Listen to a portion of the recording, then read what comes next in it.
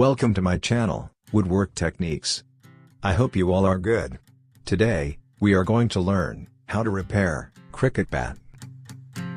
For that we need Fevicol, glue, wood dust, and 1 sandpaper. First we need to mix glue and wood dust.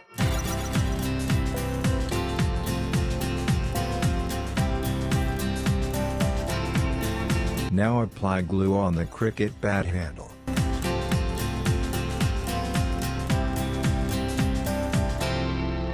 This time apply mixture of glue and wood dust on bat handle.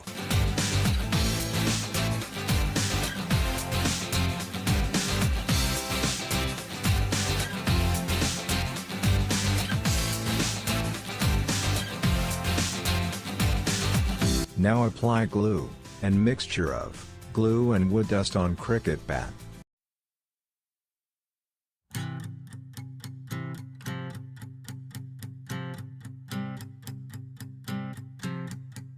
Now, insert bat handle in bat and apply glue mixture outside. Now, let it dry for 12 to 24 hours. This is final process. Take 1 sandpaper and finish it for better gripping.